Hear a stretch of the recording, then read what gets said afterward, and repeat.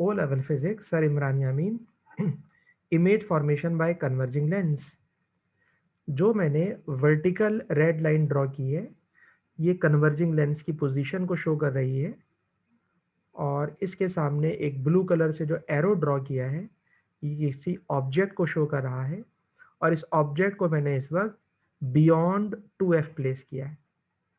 अगर किसी ऑब्जेक्ट को बियॉन्ड 2f प्लेस किया गया हो और इसका मैंने इमेज फॉर्म करना हो, तो सबसे पहले मैं इस ऑब्जेक्ट के टॉप से एक रे ड्रॉ करूंगा जो कन्वर्जिंग लेंस की तरफ इंसिडेंट करेगी, और after passing through the lens ये रे हमेशा इस लेंस के फोकल पॉइंट में से पास करेगी।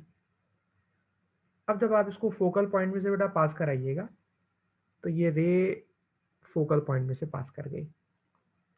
हमेशा रे नंबर 1 प्रिंसिपल एक्सिस के पैरेलल इंसिडेंट कराएंगे, और पैरेलल वाली रे लेंस से पास होने के बाद हमेशा फोकल पॉइंट में से पास करेगी। इसके बाद रे नंबर 2 ड्रॉ करेंगे। रे नंबर 2 हमेशा लेंस के ऑप्टिकल सेंटर से पास करेगी स्ट्रेट, और ये दोनों रेज एक दूसरे को जहां इंटरसेक्ट कर रही हैं, इस जगह पर इमेज फॉर्म हो जाएगा। तो इस पोजीशन पर दोनों रेज एक दूसरे को इंटरसेक्ट कर रही हैं, तो ये इमेज बन रहा है। तो it is image formation number 1।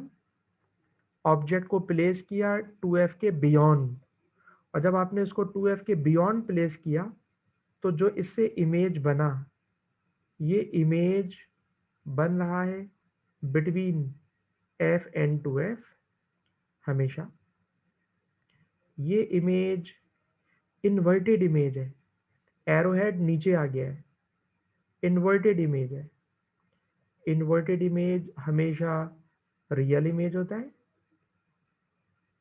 और इसका साइज स्मॉल है, यानी ऑब्जेक्ट का साइज और इमेज का साइज इन दोनों में डिफरेंस है, तो size of image is small, और उसके लिए हम वोकेबलरी यूज करते हैं डिमिनिश्ड इमेज।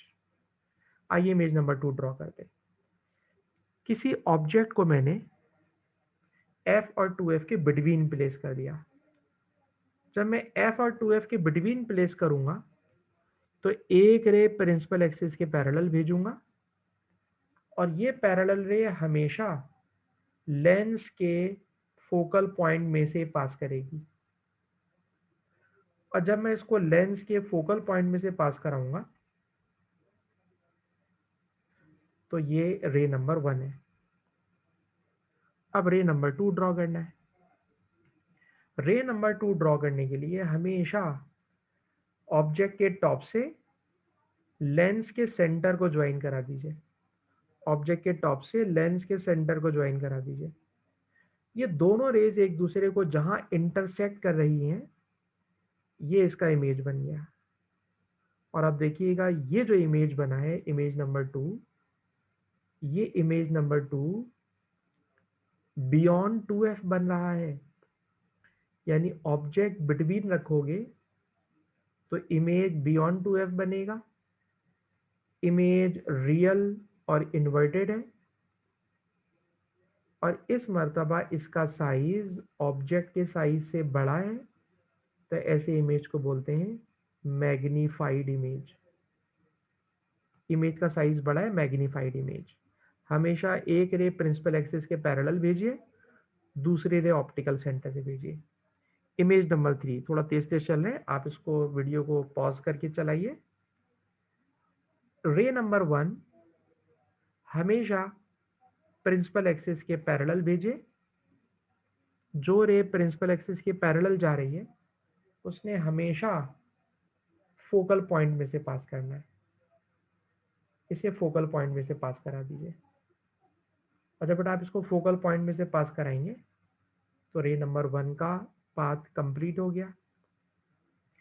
अब रे नंबर 2 पे जाना है, और रे नंबर 2 हमेशा ऑप्टिकल सेंटर से स्ट्रेट भेजेंगे।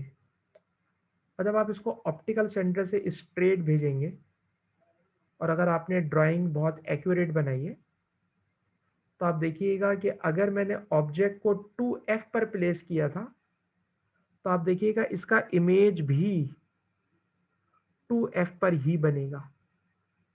अगर मैंने ऑब्जेक्ट को 2f पे प्लेस किया है और आपकी ड्राइंग बिल्कुल परफेक्ट चल रही है, तो आप देखिएगा इसका इमेज भी 2f पर ही बनेगा। ये इमेज भी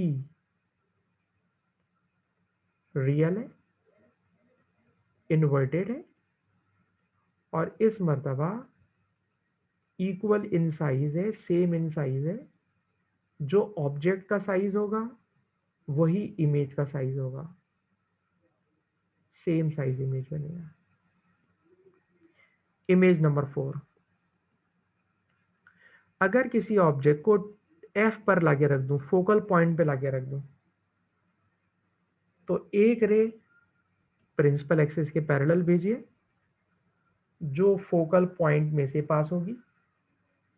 तमाम इमेजेस में सेम मेथड हम यूज कर रहे हैं। एक रे प्रिंसिपल एक्सिस के जो पैरेलल गई उसे फोकल पॉइंट में से आपने पास कराया, और उसके बाद एक दूसरी रे, रे नंबर 2, जो ऑप्टिकल सेंटर से पास कराते हैं। इस मर्तबा ऑप्टिकल सेंटर से जो आप रे पास करा रहे हैं, ये रे अगर आप गौर करें तो ये रे नंबर 2 रे नंबर 1 के पैरेलल हो गई है।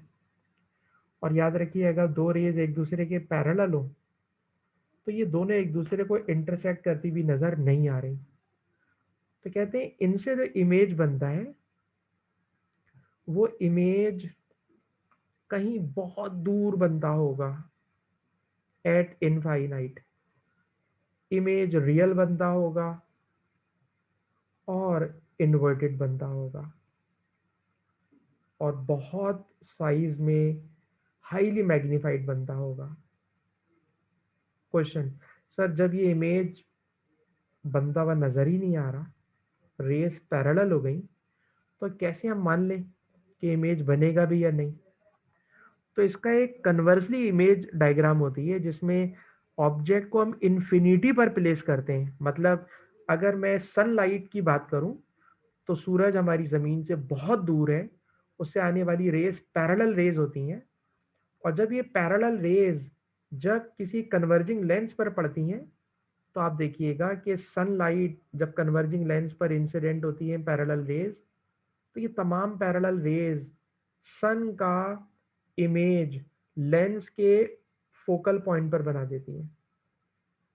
तो क्योंकि ऑब्जेक्ट सन है, इन्फिनिटी पर है, उसका इमेज लेंस के फोकल पॉइंट पर बन रहा है, तो कन्वर्सली सोचिए कि अगर कोई ऑब्जेक्ट फोकल पॉइंट पर रखा होगा तो उसका इमेज इन्फिनिटी पर बनेगा। एक्सप्लेनेशन क्लास में और समझा देंगे। लास्ट इमेज, इमेज नंबर 5, अगर किसी ऑब्जेक्ट को फोकल पॉइंट के अंदर प्लेस कर दें, तो बेटा फोकल पॉइंट के अंदर प्लेस करेंगे तो एक रे पैरेलल भेजिए और इस पैरेलल रे को भी after passing through lens focal point में से पास कराइए। जब ये रे फोकल पॉइंट में से पास कराते हैं आप, तो रे नंबर 1 ये रही, और उसके बाद रे नंबर 2 बनानी है। और रे नंबर 2 बनाने के लिए हमेशा रे को फोकल पॉइंट में से पास कराते हैं।